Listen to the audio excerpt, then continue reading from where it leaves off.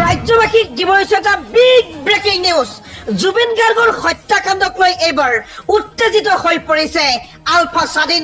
হয়, আলফা স্বাধীনৰ এক ভয়ংকৰ মন্তব্য, ডাঙৰ সিদ্ধান্ত গ্ৰহণ কৰিছে আলফা স্বাধীনে। চৰকাৰক বান্ধি দিছে মাত্ৰ 48 ঘণ্টাৰ সময়।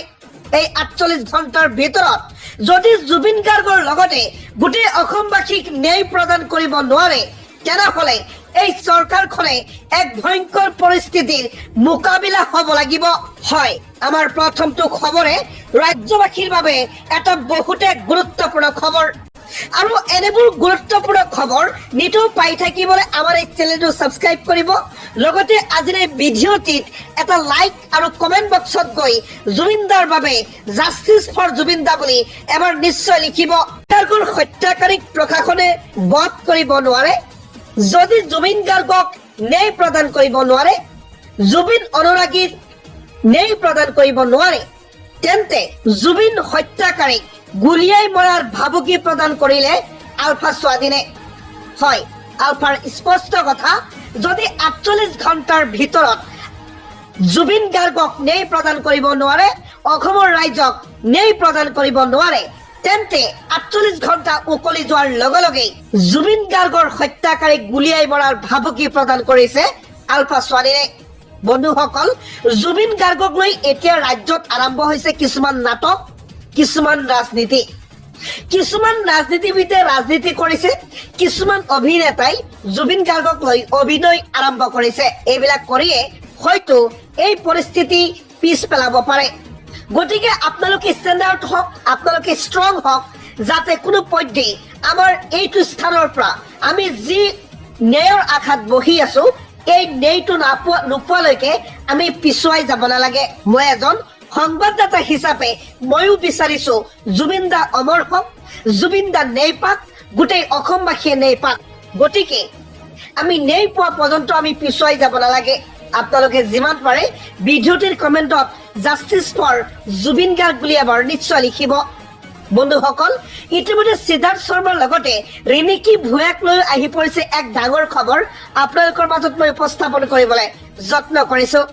জুবিন গাৰ্গৰ মৃত্যুক লৈ আমাৰ অসমৰ জনসাধাৰণৰ কিছুমান প্ৰশ্ন, যি প্ৰশ্নৰ উত্তৰ আছেনে অসম চৰকাৰৰ হাতত, যি প্ৰশ্নৰ উত্তৰ আছেনে হিমন্ত বিশ্ব শৰ্মাৰ হাতত। হয়, অসমত কিবা এটা ঘটনা হোৱাৰ লগে লগে আমাৰ চৰকাৰে ইমান নমনীয় হোৱা নাছিল, আগতে ইমান নমনীয় দেখা পোৱা নাছিলো। কিবা হোৱাৰ লগে লগেই একশ্যন লৈছিলে, বুলডোজাৰেৰে ঘৰ উৰাই দিছিলে। কিন্তু এতিয়ালৈকে 10টা দিন পাৰ হবলৈ গৈ আছে, এতিয়ালৈকে ধৰিব নোৱাৰিলে শ্যামকানু মহন্ত, সিদ্ধাৰ্থ শৰ্মা আৰু তাৰ সহগামীসকল। লগতে পূজা খাবলৈ সময়ো বান্ধি দিছে এইসকল অপৰাধীক। 6 অক্টোবৰলৈকে সময় সীমাই সিহঁতক বান্ধি দিছে। 6 অক্টোবৰৰ ভিতৰত অসমত উপস্থিত হ'ব লাগিব এইসকল ব্যক্তিয়ে। এতিয়া ৰাইজৰ প্ৰশ্ন, এতিয়ালৈকে কিয় আছে শ্যামকানুৰ বাসগৃহ? কিয় বুলডোজাৰ লগোৱা হোৱা নাই শ্যামকানুৰ বাসগৃহত? কিয় বুলডোজাৰ লগোৱা হোৱা নাই সিদ্ধাৰ্থ শৰ্মাৰ বাসগৃহত? চৰকাৰ কিয় ইমান নমনীয় হৈ আছে এইসকল ব্যক্তিৰ ওপৰত? কিয় ইমান সময়সীমা বান্ধি দিয়া গৈছে এইসকল ব্যক্তিক? ইয়াৰ লগতে ৰাজ্যবাসীৰ আৰু কিছুমান প্ৰশ্ন, যি প্ৰশ্ন হৈছে জুবিন গাৰ্গৰ মোবাইল সিদ্ধাৰ্থৰ ওচৰত আছে, অভিযুক্তৰ মোবাইল বৰ্তমানেও কিয় জব্দ কৰা হোৱা নাই? মোবাইল ফোনৰ জৰিয়তে কিছুমান তথ্য পোৱা যাব, যি মোবাইল ফোন এতিয়ালৈকে জব্দ হোৱা নাই। শ্যামকানুৰ মোবাইল জব্দ কৰা হোৱা নাই, সিদ্ধাৰ্থৰ মোবাইল জব্দ কৰা হোৱা নাই, আৰু এতিয়ালৈকে জুবিন গাৰ্গৰ মোবাইলো সিদ্ধাৰ্থৰ হাতত। আৰু কিছুমান প্ৰশ্ন কৰিছে ৰাজ্যবাসীয়ে, আপোনালোকৰ মাজত উপস্থাপন কৰিছো। এটা খবৰ, সদ্য সমাপ্ত BTR-ৰ পৰিষদীয় নিৰ্বাচন তথা ফলাফলৰ পাছতে BPF দলৰ মাননীয় সভাপতি শ্ৰী হাগ্ৰামা মহিলাৰী ডাঙৰীয়াই তেখেতৰ দলৰ বিজয়ী প্ৰাৰ্থীসকলৰ সৈতে যোৱাকালি সাক্ষাৎ কৰে। এই সময়ত অহা 5 অক্টোবৰত কোকৰাঝাৰত অনুষ্ঠিত হ'ব তেখেতসকলৰ শপত গ্ৰহণ অনুষ্ঠানলৈ আমন্ত্ৰণ জনাই মোক তেখেতৰ লগতে BPF দলৰ নতুন যাত্ৰাৰ বাবে তেওঁক শুভেচ্ছা জ্ঞাপন কৰিছো। হাগ্ৰামা মহিলাৰীক সাক্ষাৎ কৰাৰ পিছতেই সামাজিক মাধ্যমত পোষ্ট মুখ্যমন্ত্ৰী ডক্টৰ হিমন্ত বিশ্ব শৰ্মাৰ। দিবলৈ চোৱা আন এটা গুৰুত্বপূৰ্ণ খবৰ জুবিন গাৰ্গৰ কাকিলিপাৰাস্থিত বাসগৃহত উদ্যোগপতি গৌতম আদানী জুবিন গাৰ্গৰ বাসগৃহত বিশিষ্ট উদ্যোগপতি গৌতম আদানী জুবিন গাৰ্গক শ্ৰদ্ধাঞ্জলি জ্ঞাপন কৰিবলৈ আহিছে গৌতম আদানী পুত্ৰ জিৎ আদানীৰ সৈতে জুবিন গাৰ্গৰ বাসগৃহত উপস্থিত হৈছে গৌতম আদানী বজাৰৰ পৰা পোনে পোনে শিল্পীগৰাকীৰ বাসগৃহত উপস্থিত গৌতম আদানী প্ৰাইভেট জেট যোগে বৰজাত উপস্থিত হৈছিল গৌতম আদানী পৰিয়ালক সমবেদন জ্ঞাপন বিশিষ্ট উদ্যোগপতি গৌতম আদানীৰ গৰিমা শইকীয়া গাৰ্গৰ সৈতেও বাৰ্তালাপ কৰিছে উদ্যোগপতি গৌতম আদানীয়ে আৰু জুবিন গাৰ্গক শ্ৰদ্ধাঞ্জলি জনাবলৈ যোৱাকালি অসম আহি পাইছিল বিশিষ্ট উদ্যোগপতি গৌতম আদানী অন্য এটা খবৰ এটা ব্ৰেকিং নিউজ হিমন্ত বিশ্ব শৰ্মাৰ চৰকাৰক শেষ সকিয়নি 27 নৱেম্বৰৰ পৰা কঁপিব উজনি অসম হুংকাৰ মৰাণ ছাত্ৰ সন্থাৰ যোৱাকালি মৰাণ ছাত্ৰ সন্থাৰ ফালৰ পৰা সংবাদমেল সম্বোধন কৰা হৈছিল আৰু সেই সংবাদমেলতেই এই হুংকাৰ প্ৰদান কৰা হৈছে 27 নৱেম্বৰৰ পৰা কঁপি উঠিব সমগ্ৰ উজনি অসম জনজাতিকৰণক লৈ ৰাজপথত নামিব মৰাণ জনতা চৰকাৰক ডেডলাইন বান্ধি দিলে মৰাণ ছাত্ৰ সন্থাৰ ফালৰ পৰা 25 নৱেম্বৰৰ ভিতৰত উত্তৰ দিব লাগিব বিজেপি চৰকাৰে অন্যথা পুনৰ ধাৰাবাহিক আন্দোলনত নামি পৰিব মৰাণ জনতা মৰাণ ছাত্ৰ সন্থাৰ ওপৰত আস্থা ৰাখক মৰাণ জনতাই কোনেও মৰাণ ছাত্ৰ সন্থাক বিচলিত কৰিব নোৱাৰে বুলি হুংকাৰ জনজাতিকৰণৰ মৰ্যাদা আমি প্ৰাপ্য আমাৰ প্ৰাপ্য অধিকাৰ আমাক কোনেও বঞ্চিত কৰিব নোৱাৰে আমাৰ প্ৰাপ্য অধিকাৰৰ পৰা হিমন্ত বিশ্ব শৰ্মাৰ চৰকাৰক শেষ সকিয়নি মৰাণ ছাত্ৰ সন্থাৰ ফালৰ পৰা দিবলৈ আন এটা ব্ৰেকিং নিউজ জুবিন গাৰ্গৰ মৃত্যুৰ ঘটনাৰ সন্দৰ্ভত পুনৰবাৰ মুখ্যমন্ত্ৰী ডক্টৰ হিমন্ত বিশ্ব শৰ্মাৰ ডাঙৰ মন্তব্য জুবিন গাৰ্গৰ মৃত্যুৰ লগত জড়িত আটাইকেইগৰাকী লোককে গ্ৰেপ্তাৰ কৰা হ'ব শ্যামকানু মহন্ত সিদ্ধাৰ্থ শৰ্মাক পুনৰবাৰ সকিয়নি মুখ্যমন্ত্ৰী শৰ্মাৰ অসমবাসীৰ সন্মুখত শিৰণত কৰি চৰকাৰে আনিব শ্যামকানু মহন্ত আৰু সিদ্ধাৰ্থ শৰ্মাক জামিনৰ চেষ্টা চলাই ভুল নকৰিব শ্যামকানু আৰু সিদ্ধাৰ্থই ফেচবুক লাইভ যোগে শ্যামকানু আৰু সিদ্ধাৰ্থক সকিয়নি মুখ্যমন্ত্ৰী শৰ্মাৰ প্ৰতিটো প্ৰশ্নৰ উত্তৰ তন্নকৈ দিব লাগিব দুয়োগৰাকী অসমক নেপাল কৰাৰ চেষ্টা ভুলতো নকৰিব সকলোকে স্পষ্ট কৰি দিছো দুখীয়ে শাস্তি পাবই মই অসমৰ ৰাজ্যক কোনোদিন এৰি দিয়া নাছিলো আৰু কোনোদিন এৰি নিদিও আজিও ৰাজ্যৰ আবেগক ন্যায় দিম বুলি প্ৰতিশ্ৰুতি দিছো জুবিনৰ সৈতে জড়িত প্ৰতিগৰাকী অভিযুক্তক শাস্তি দিয়া মোৰ কৰ্তব্য আইনৰো ধৈৰ্য আছে কেনেকৈ আওতালৈ আনিব লাগে আইনে জানে এইখন চৰকাৰ শ্যামকানু মহন্ত আৰু সিদ্ধাৰ্থৰ ওচৰত শিৰণত নহয় পুনৰবাৰ শ্যামকানু মহন্ত আৰু সিদ্ধাৰ্থ শৰ্মাক অপেন চেলেঞ্জ আৰু হুংকাৰ প্ৰদান কৰিছে মুখ্যমন্ত্ৰী ডক্টৰ হিমন্ত বিশ্ব শৰ্মাই দিবলৈছো ক্ৰীড়া জগতৰ এটা গুৰুত্বপূৰ্ণ খবৰ এটা ব্ৰেকিং নিউজ এছিয়া কাপ 2025ত ভাৰতীয় দলৰ বৃহৎ জয় পাকিস্তানৰ বিৰুদ্ধে এই বৃহৎ জয় সাব্যস্ত কৰিছে টিম ইণ্ডিয়াই আৰু যোৱা নিশা অনুষ্ঠিত হৈছিল এছিয়া কাপ 2025ৰ ফাইনেল মেটচ আৰু ফাইনেল মেটচত পাকিস্তানক ধৰাশায়ী কৰিলে টিম ইণ্ডিয়াই বৃহৎ জয় সাব্যস্ত কৰিছে টিম ইণ্ডিয়াৰ হৈ অভিষেক শৰ্মাই 5 ৰান শুভম গিল 12 ৰান সূৰ্য কুমাৰ যাদৱ 1 ৰান তিলক বৰ্মা 69 ৰানৰ ইনিংছ সঞ্জু চেমছং 24 ৰানৰ ইনিংছ শুভেন দুবে 33 ৰিংকু সিং 4 ৰানৰ ইনিংছ খেলে আৰু পাকিস্তানৰ হৈ শাহিন আফ্ৰিদিয়ে 4 অভাৰত এটা উইকেট ফাহিম আশৰাফে 4 অভাৰত 29 ৰান খৰচ কৰি 3টা উইকেট আবাৰ আহমেদে 4 অভাৰত 29 ৰান খৰচ কৰি এটা উইকেট ল'বলৈ সফল হয় আৰু পাকিস্তানৰ হৈ ফাৰখান 57 ৰানৰ ইনিংছ খেলে ফকৰ জামান 46 সাইম আয়ুব 14 মোহাম্মদ হাৰিছ 0 সলমান আগা 8 হুসাইন তালাত 1 মোহাম্মদ নওয়াজ 6 শাহিন আফ্রিদি 0 ফাহিম আশরাফ 0 হারিস রফ 6 আবার আহমেদ 1 ৰানৰ ইনিংছ খেলে টিম ইণ্ডিয়াৰ হৈ জসপ্ৰীত বুমৰাই 3 অভাৰত 25 ৰান খৰচ কৰি 2 উইকেট বৰুণ চক্ৰৱৰ্তী 4 অভাৰত 30 ৰান খৰচ কৰি 2 উইকেট অক্ষৰ পেটেল 4 অভাৰত 26 ৰান খৰচ কৰি 2 উইকেট কুলদীপ যাদৱ 4 অভাৰত 30 ৰান খৰচ কৰি 4টা উইকেট ল'বলৈ সক্ষম হয় আৰু যোৱা নিশা অনুষ্ঠিত হৈছিল এছিয়া কাপ 2025ৰ চূড়ান্ত খেল ডুবাই ইণ্টাৰনেশ্যনেল ষ্টেডিয়ামত অনুষ্ঠিত হৈছিল ভাৰত পাকিস্তানৰ এই হাই ভল্টেজ ফাইনেল মেটচ আৰু পাকিস্তানৰ বিৰুদ্ধে বৃহৎ জয় সাব্যস্ত কৰিছে টীম ইণ্ডিয়াই চিৰবৈৰী পাকিস্তানক পুনৰবাৰ পৰাস্ত কৰিলে টীম ইণ্ডিয়াই এছিয়া কাপ 2025ত 3খন খেলতেই পৰাস্ত কৰিছে টীম ইণ্ডিয়াই পাকিস্তানক আপুনিও জনাওক টীম ইণ্ডিয়াক শুভেচ্ছা কমেণ্ট বক্সৰ জৰিয়তে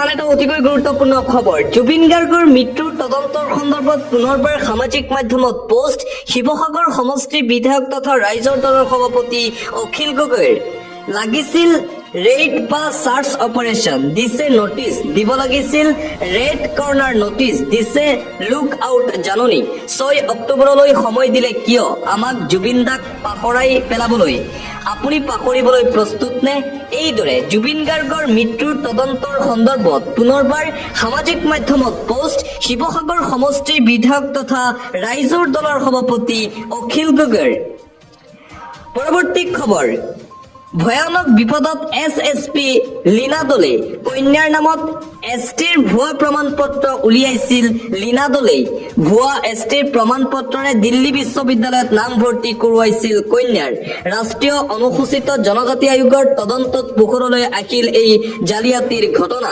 দিল্লী বিশ্ববিদ্যালয় আৰু অসম চৰকাৰলৈ অভিযোগ পত্ৰ প্ৰেৰণ সমান্তৰালকৈ দিল্লী বিশ্ববিদ্যালয়ক লীনা দলে আৰু কন্যাৰ বিৰুদ্ধে গোচৰ ৰুজুৰ পৰামৰ্শ ইতিমধ্যে দিল্লীৰ মৰিচ নগৰ থানাত এফআইআৰ দাখিল কৰিছে দিল্লী বিশ্ববিদ্যালয়ে লীনা দলেৰ বিৰুদ্ধে ব্যৱস্থা গ্ৰহণৰ পৰামৰ্শ অসম চৰকাৰক বিপদত এছএছপি লীনা দলে ব্ৰেকিং নিউজ তামিলনাডুত ভয়ংকৰ ঘটনা সংঘটিত হৈছে 39 জনৰ মৃত্যু নিৰ্বাচনী প্ৰচাৰৰ মাজতেই তামিলনাডুত শোকাবহ ঘটনা সংঘটিত হয় পদপিষ্ট হৈ এই পৰ্যন্ত মৃত্যু 39 জন লোকৰ তামিলনাডুৰ কুৰুৰত এই শোকাবহ ঘটনা সংঘটিত হৈছে বুলি জানিব পৰা গৈছে মৃত্যু হোৱা লোকৰ ভিতৰত 16 গৰাকীকৈ মহিলা আৰু 6টি শিশু অভিনেতা তথা ৰাজনীতিক বিজয়ৰ প্ৰচাৰ সভাত সমাগম হৈছিল লক্ষাধিক জনতা তামিলনাডু ভেট্ৰি কাজাগাম দলৰ প্ৰচাৰ সভাতে এই অঘটন এই পৰ্যন্ত 100ৰো অধিক লোকৰ অৱস্থা সংকটজনক অৱস্থাত মৃতকৰ পৰিয়াললৈ 20 লাখ টকাৰ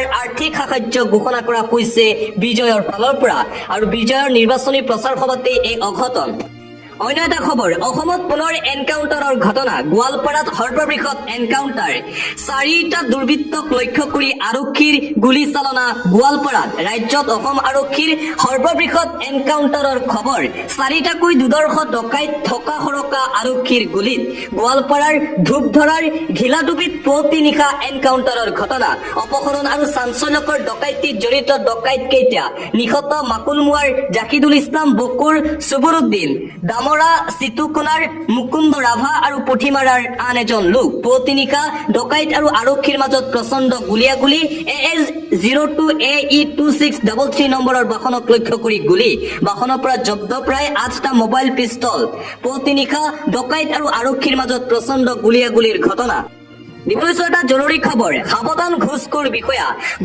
বিষয়াৰ বিৰুদ্ধে এইবাৰ কঠোৰ স্থিতি গ্ৰহণ কৰিছে ৰাজ্য চৰকাৰে ঘুষখোৰ বিষয়াৰ পৰিব এইবাৰ বিপদত ৰাজ্যৰ লাখ লাখ লোকলৈ এটা ডাঙৰ খবৰ এই মুহূৰ্তত আহি পৰিছে অৰুণোদয় আঁচনিৰ নামত আপোনাৰ পৰা টকা বিচাৰিছে নেকি কোনোবা ঘুষখোৰ ব্যক্তিয়ে প্ৰধানমন্ত্ৰী আৱাস যোজনাৰ নামত চৰকাৰী বিষয়াই ঘুষ বিচাৰিছে নেকি আপোনাৰ পৰা লগে লগে আপুনি দিব পাৰিব অভিযোগ নম্বৰ এই মুহূৰ্তত মুকলি কৰা হৈছে 1 টকাও ঘুষ নলে যাব লাগিব জেললৈ চৰকাৰী বিষয়াসকল কঠোৰ হৈ পৰিছে ৰাজ্য চৰকাৰ মুকলি কৰা হৈছে 6টাকৈ ফোন নম্বৰ এই 6টাকৈ ফোন নম্বৰ আপুনি মনত ৰাখক 6026903418 6026903483 6026903481 ছটাকৈ হেল্পলাইন নম্বৰ মুকলি 6026901243 নম্বৰত হোৱাটছআপ যোগে দিয়ক আপুনি অভিযোগ ডায়াল কৰক টোল ফ্ৰী নং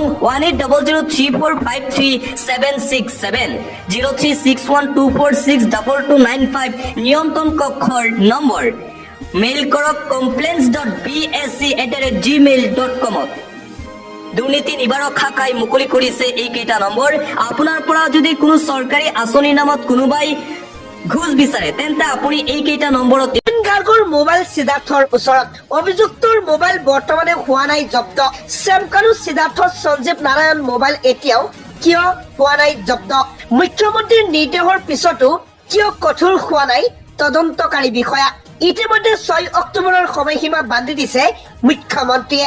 অসমৰ ৰাইজৰ ধৈৰ্যৰ পৰীক্ষা নলবলৈ সকিয়নি মুখ্যমন্ত্ৰী। এতিয়া প্ৰশ্ন, সমগ্ৰ ঘটনাৰ মূল প্ৰমাণ আছিল মোবাইল ফোন, কিন্তু সকলোৰে মোবাইল ফোন এতিয়াও হোৱা নাই জব্দ। এই মুহূৰ্তত আহি পৰিছে আন এক বিগ ব্ৰেকিং নিউজ। আজিও শেখৰ গোস্বামীক CIDয়ে 10ৰ পৰা 12 ঘণ্টা সময় জেৰা চলায়। আৰু এই জেৰাকালীন অৱস্থাত শেখৰ গোস্বামীয়ে ছিংগাপুৰত ঘটা এনে কিছুমান তথ্য দিছে যিবিলাক কোনেও নাজানে।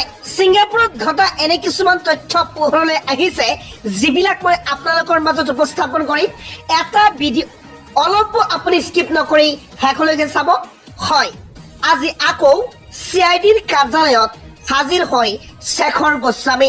প্ৰথমবাৰলৈ শেখৰে দিলে কেতিয়াও নোকোৱা কিছুমান তথ্য, যি তথ্য আপোনালোকৰ মাজত মই তুলি ধৰিছো। শেখৰ নিশ্চিতা অমিত প্ৰভা CIDয়ে চলাই আছে মাৰাথন জেৰা।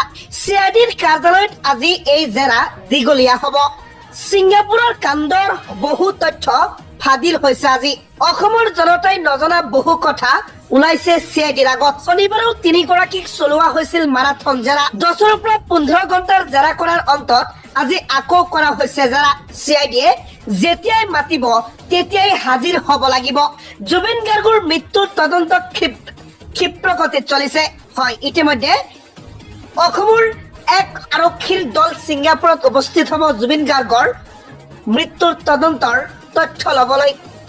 জুবিন গাৰ্গ ন্যায়ৰ বাবে যিকোনো মুহূৰ্তত যাব অসম চৰকাৰ ইতিমধ্যে ডাঙৰ মন্তব্য প্ৰকাশ কৰা গৈছে। ইয়াৰ মাজতে শেখৰ গোস্বামীৰ ডাঙৰ মন্তব্য, জুবিন দাই ন্যায় পোৱাটো মোৰ আত্মাই বিচাৰে। গৰিমা বয়ে FIR দিয়াত মই সুখী হৈছো। এনে মন্তব্য শেখৰ জ্যোতি গোস্বামী। ইয়াৰ লগতে আৰু কেইবাটাও মন্তব্য কৰে আপোনালোকৰ মাজত মই তুলি ধৰিছো। জুবিন দাই ন্যায় পোৱাটো মোৰ আত্মাই বিচাৰে। গৰিমা বয়ে FIR দিয়াত মই সুখী হৈছো। দ্বিতীয় দিনৰ জেৰাৰ পূৰ্বে মন্তব্য শেখৰ গোস্বামীৰ। দ্বিতীয় দিনৰ জেৰাৰ বাবে CIDৰ কাৰ্যালয়ত উপস্থিত শেখৰ জ্যোতি। জুবিন গাৰ্গে মোৰো দাদা আছিল, মোক যেতিয়াই মাতে তেতিয়াই আহিম, সহযোগিতা কৰিম। তদন্তৰ খাতিৰত কিছু কথা ৰাজহুৱা কৰিব নোৱাৰো। জুবিন দাই ন্যায় পোৱাটো মোৰ আত্মাই বিচাৰে। গৰিমা বয়ে FIR দিয়াত মই সুখী হৈছো। জুবিন গাৰ্গৰ সৈতে থকা সকলোৰে বিৰুদ্ধে এজাহাৰ দাখিল। ইমান দিনে পৰিয়ালৰ তৰফৰ পৰা দিয়া হোৱা নাছিল কোনো ধৰণৰ গোচৰ, আৰু আজি এজাহাৰ দাখিল কৰা হৈছে। জুবিনৰ মৃত্যুৰ সন্দৰ্ভত অভিযোগ দাখিল পত্নী গৰিমা শইকীয়া গাৰ্গৰ। জুবিন গাৰ্গৰ মৃত্যুৰ সন্দৰ্ভত জুবিন গাৰ্গৰ পৰিয়ালৰ তৰফৰ পৰা গোচৰ ৰুজু কৰা হৈছে বুলি জানিব পৰা গৈছে। গৰিমা গাৰ্গ শইকীয়াই দাখিল কৰিলে এজাহাৰ। জুবিন গাৰ্গৰ মৃত্যুৰ তদন্ত কৰিবলৈ এই এজাহাৰ দাখিল। ছিংগাপুৰত জুবিন গাৰ্গৰ সৈতে থকা সকলো লোকৰ বিৰুদ্ধে এই এজাহাৰ দাখিল কৰিছে বুলি জানিব পৰা গৈছে। ইমান দিনে পৰিয়ালৰ তৰফৰ পৰা দিয়া হোৱা নাছিল জুবিন গাৰ্গৰ মৃত্যুৰ সন্দৰ্ভত গোচৰ, আৰু আজি জুবিন গাৰ্গৰ পৰিয়ালে দিছে এই গোচৰ। জুবিন গাৰ্গৰ লগত ছিংগাপুৰত যিসকল লোক আছিল আটাইকেইগৰাকী লোকৰ বিৰুদ্ধে এজাহাৰ দাখিল কৰা হৈছে বুলি জানিব পৰা গৈছে। মুখ্যমন্ত্ৰী হিমন্ত বিশ্ব শৰ্মায়ো কৈছিল জুবিন গাৰ্গৰ পত্নীয়ে এজাহাৰ দাখিল কৰিলে লগে লগে লোৱা হ'ব একচন, আৰু আজিৰ দিনটোত প্ৰথমটো এজাহাৰ দাখিল কৰা হৈছে জুবিন গাৰ্গৰ পৰিয়ালৰ তৰফৰ পৰা। জুবিন গাৰ্গৰ সৈতে ছিংগাপুৰত যিসকল ব্যক্তি আছিল সেই আটাইকেইগৰাকী ব্যক্তিৰ বিৰুদ্ধে এজাহাৰ দাখিল কৰা হৈছে। প্ৰথমটো FIR দাখিল কৰা হৈছে জুবিন গাৰ্গৰ পৰিয়ালৰ তৰফৰ পৰা। জুবিনৰ মৃত্যুৰ সন্দৰ্ভত অভিযোগ গৰিমা শইকীয়া গাৰ্গৰ। জুবিন গাৰ্গৰ মৃত্যুৰ সন্দৰ্ভত জুবিন গাৰ্গৰ পৰিয়ালৰ প্ৰথমটো গোচৰ আজিৰ দিনটোত গৰিমা শইকীয়া গাৰ্গে দাখিল কৰিলে এই FIR জুবিন গাৰ্গৰ মৃত্যুক লৈ। ছিংগাপুৰত জুবিন গাৰ্গৰ সৈতে যিসকল লোক আছিল সেই আটাইকেইগৰাকী লোকৰ বিৰুদ্ধে FIR দাখিল কৰা হৈছে বুলি জানিব পৰা গৈছে। ইমান দিনে কিন্তু পৰিয়ালৰ তৰফৰ পৰা FIR দাখিল কৰা হোৱা নাছিল। মুখ্যমন্ত্ৰী হিমন্ত বিশ্ব শৰ্মায়ো কৈছিল পৰিয়ালৰ তৰফৰ পৰা অভিযোগ আনিলেই জুবিন গাৰ্গৰ মৃত্যুৰ ঘটনাৰ তদন্ত ক্ষিপ্ৰতৰ হ'ব। আৰু আজিৰ দিনটোত খবৰ আহিছে যে ব্ৰেকিং নিউজ আহিছে, জুবিন গাৰ্গৰ পত্নী গৰিমা শইকীয়া গাৰ্গে জুবিন গাৰ্গৰ মৃত্যুৰ সন্দৰ্ভত প্ৰথমটো এজাহাৰ দাখিল কৰিছে।